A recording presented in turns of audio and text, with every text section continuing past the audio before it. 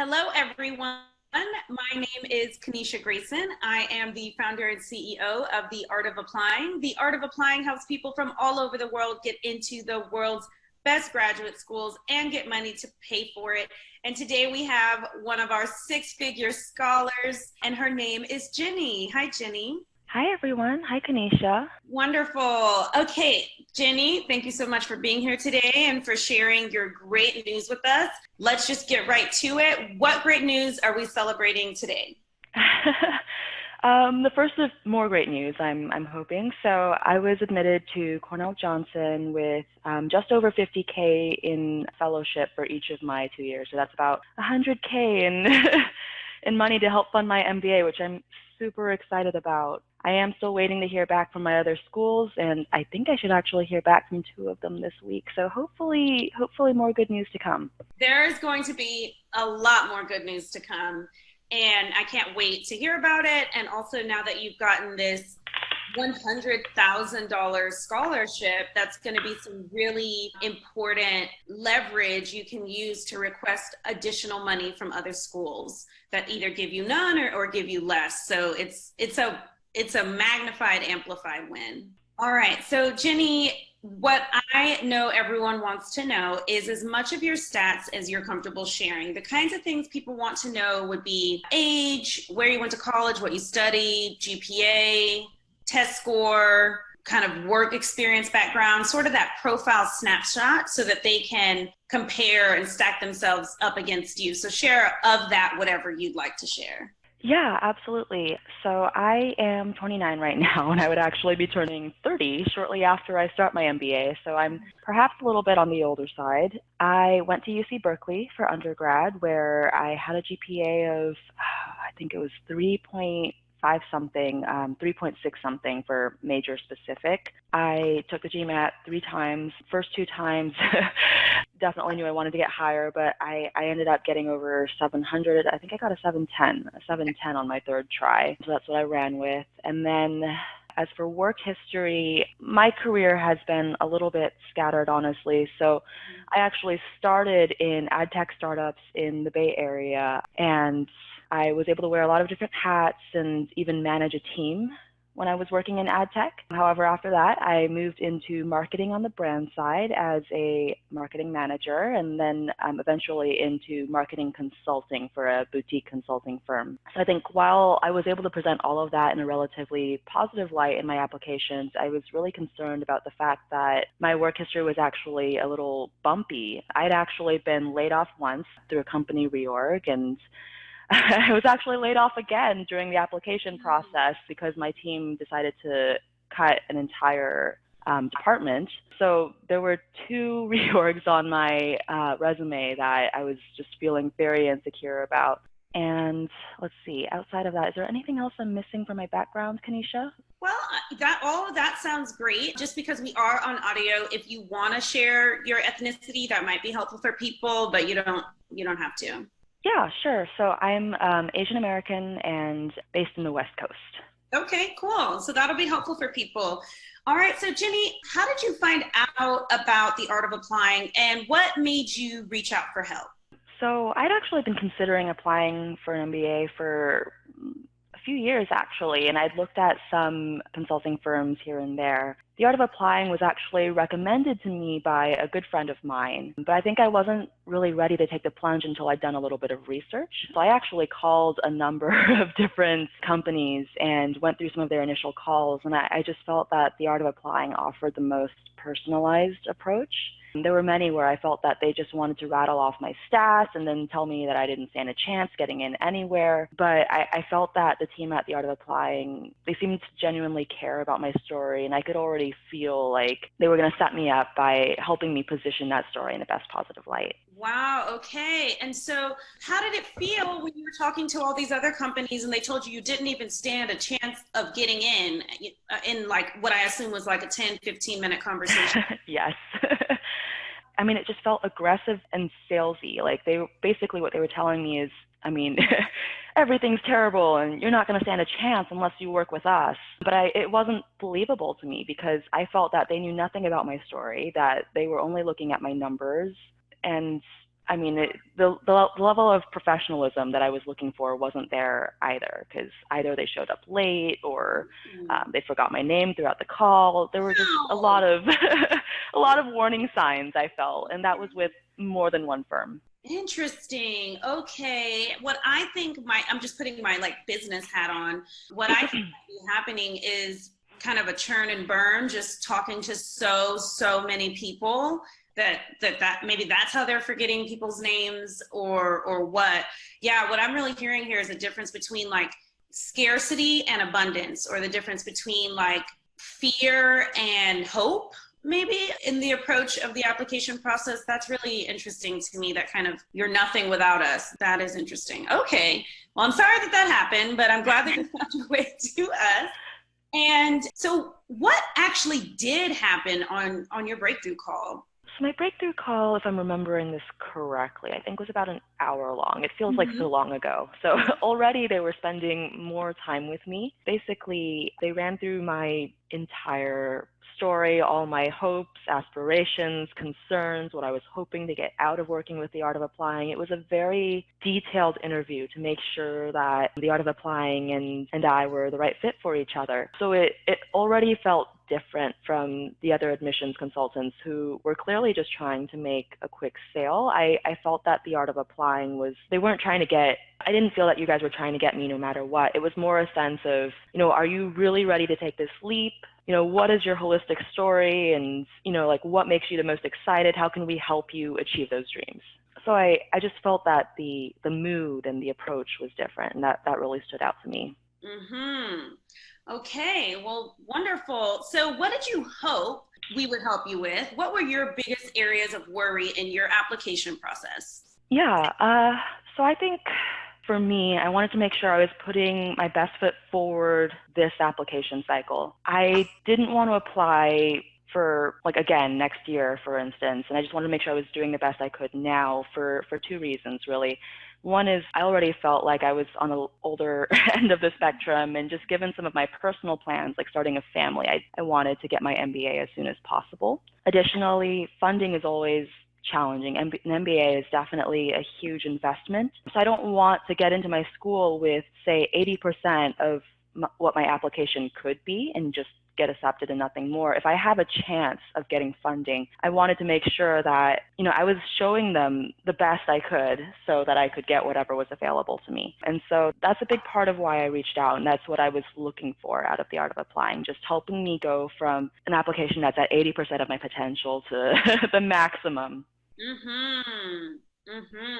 Beautiful. And what helped you cross that bridge of believing that could even be a possibility? You'd already gotten quite a bit of feedback from other companies that purportedly, like professionals at this, that you're not even going to get in. And then we're over here asking you in your breakthrough call, how would it feel if you don't have to pay the 100% price tag? I know that's one of the questions we always ask in the breakthrough call, because we want to know what that would feel like for people, how important that is to them. What helped you cross that bridge from people telling you you're not even going to get in, to us asking you, how's it going to feel if we not only help you get in, but we help you get money to pay for it? I think that was exactly what I was looking for. And I mean, honestly, I think that I might have had a little bit of an unfair advantage in researching consulting firms, just because I had a friend that knew the Art of Applying from working with you guys. And so I was able to talk to her about making this potential investment, and having a friend tell me that you guys are the real deal, really, it helped me make that leap. Yes. And that's exactly why I do these interviews, is because not everyone has the benefit of a friend, like someone that they really trust. But my hope is that, a dozen, I shouldn't but like, we do have a dozen or more now, but a dozen interviews with real people could help someone understand, like, oh, they are the real deal. One thing that's interesting is we are never on any of those lists for like top, best admissions consulting firms. And the reason why is I don't apply for them. I don't reach out and ask to be put on them. For me, obviously, I do want people to know about my business, but I don't really want it to be about, let's look at their hourly rate next to the other company's hourly rate. Let's put their package pricing next to the other. It's not about that. Getting into one of these top schools already changes the entire trajectory of someone's life, and getting in with funding is the cherry on top. And I just don't think that that's something you can really put a price tag on, which is necessary for me to be able to, participate in those rankings. So yeah, a lot of it is us having to put out content and spread the word other ways about how much we are helping people.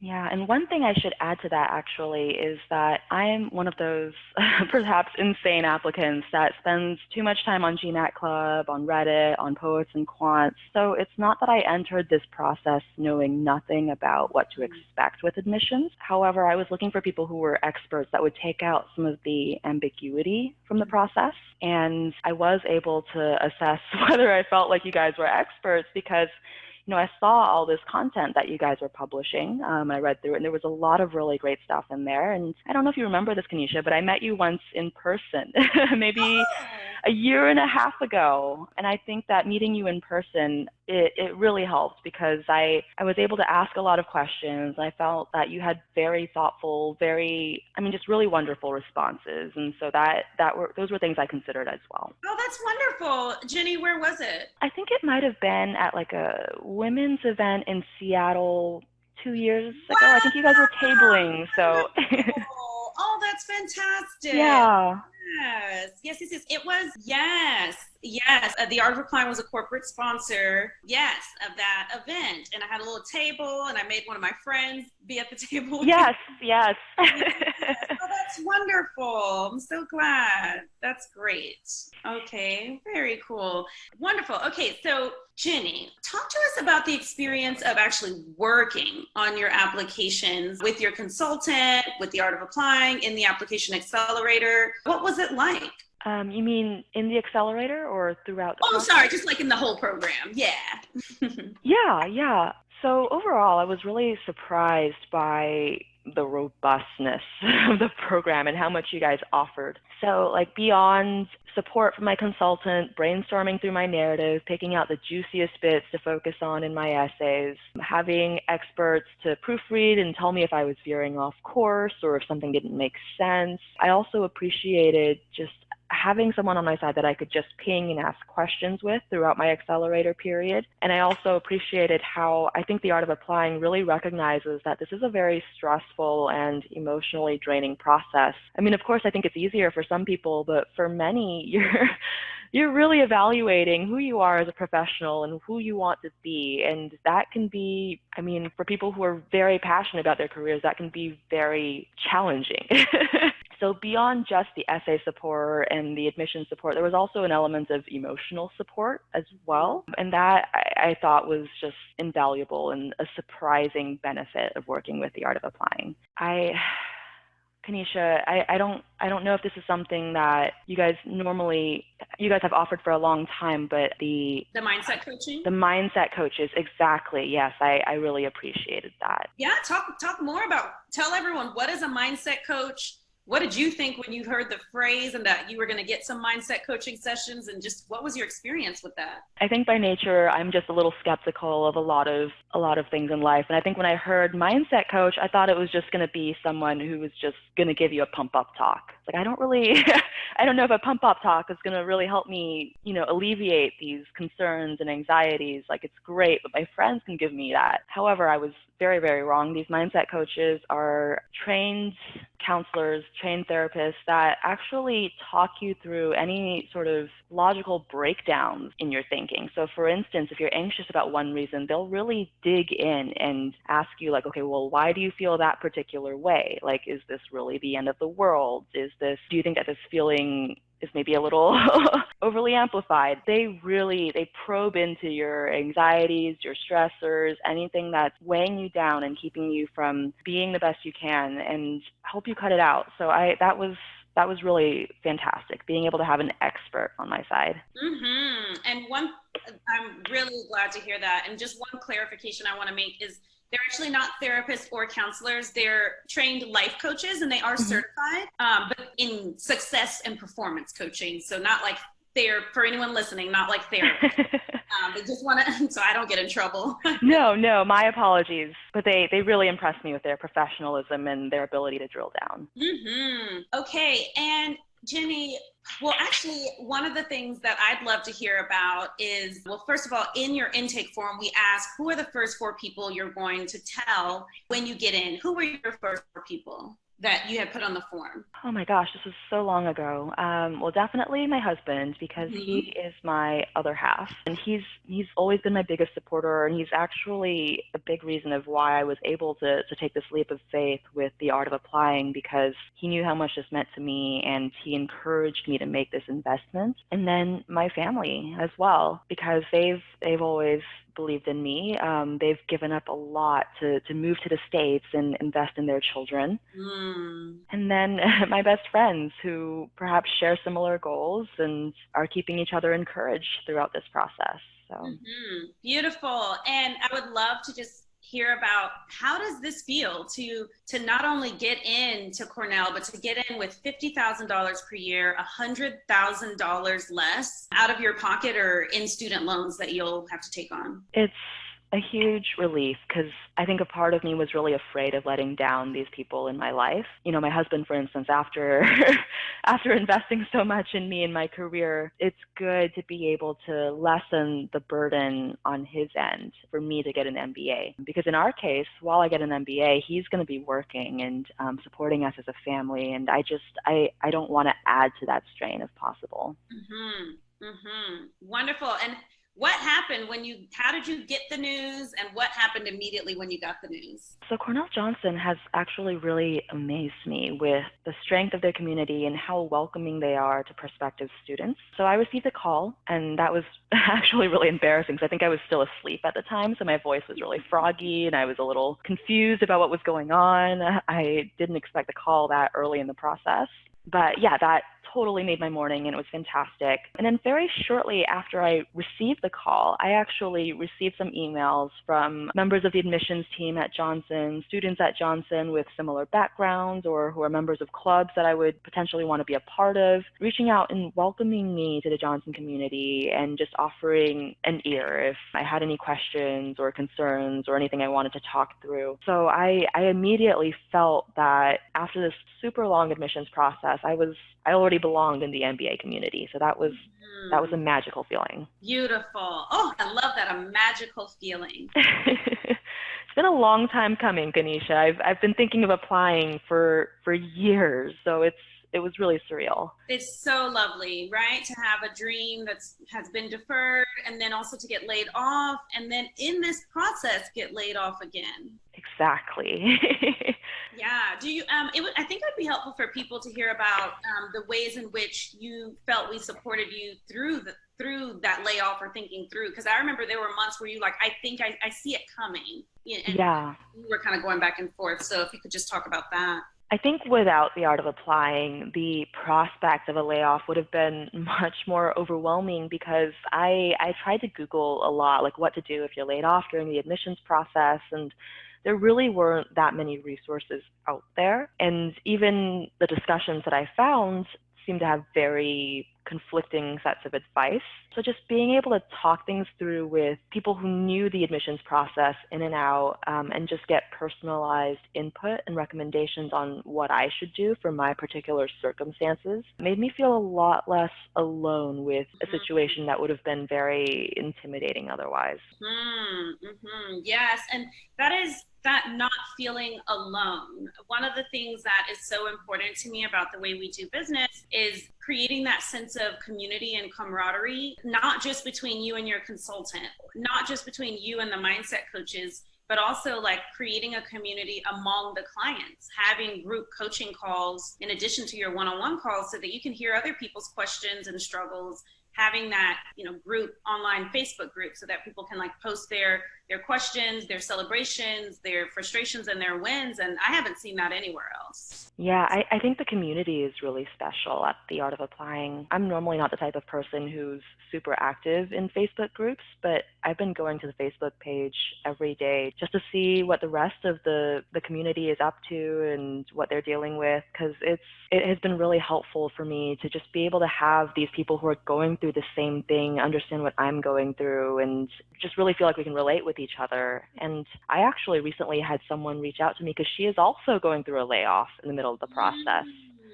So already, like, I'm able to find someone that is in the same shoes, and we've been talking each other through the situation a little bit, and it's good to not be alone. That's right. That's right. So the really hard, difficult thing that you've been through, one of our other clients is going through it now, and you can provide some encouragement to her. Exactly. It can all work out.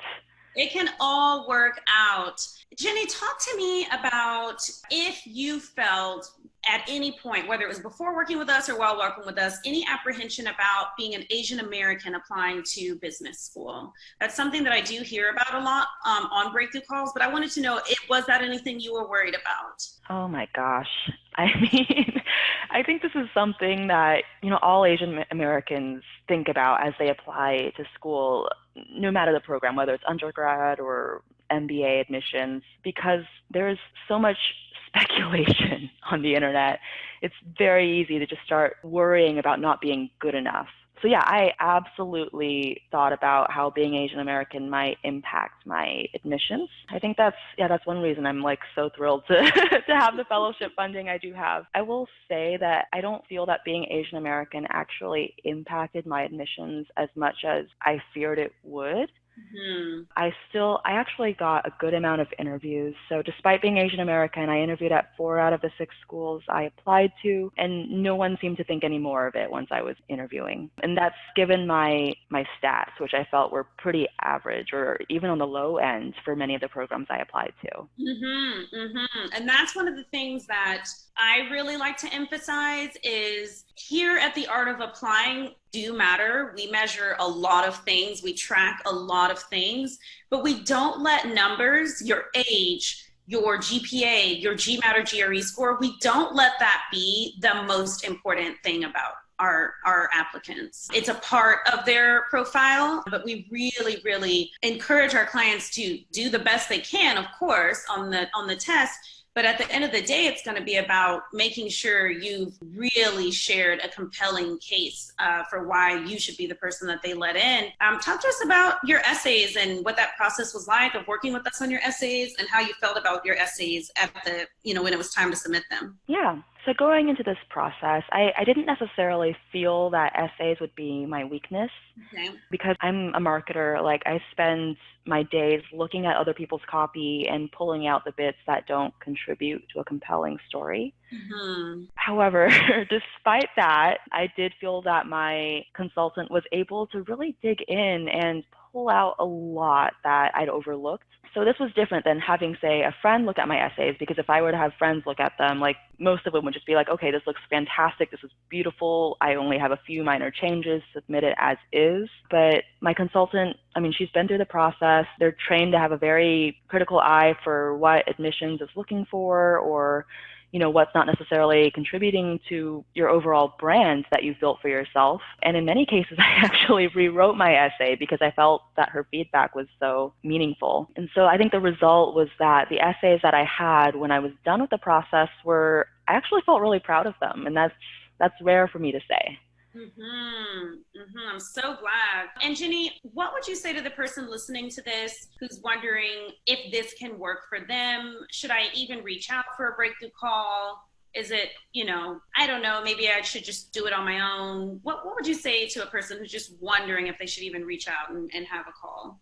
I think for everyone, the value and ROI of an MBA or of working with the Art of Applying or any other admissions consulting group can vary. However, I would encourage them to think about, whether they'll feel any regret if they don't feel like that they really put their best foot forward. Because for me, I 100% feel that that's what the Art of Applying helps me achieve.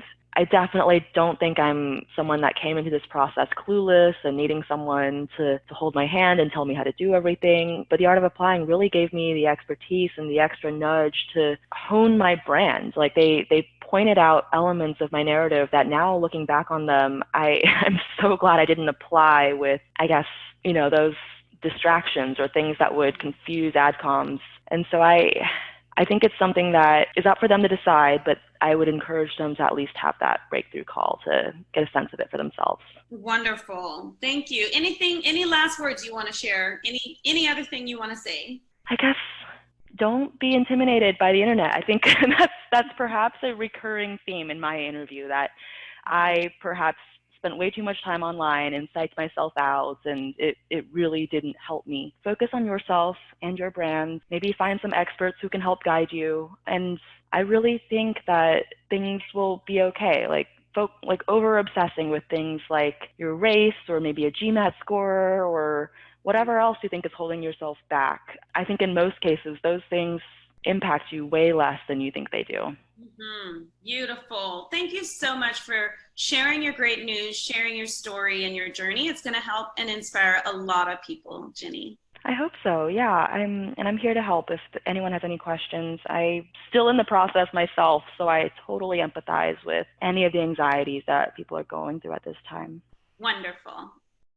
Thanks for watching. Are you ready to take your application process to the next level? The Art of Applying helps you get into the graduate school of your dreams and get money to pay for it. Book a free quick call from the link in the description to get started.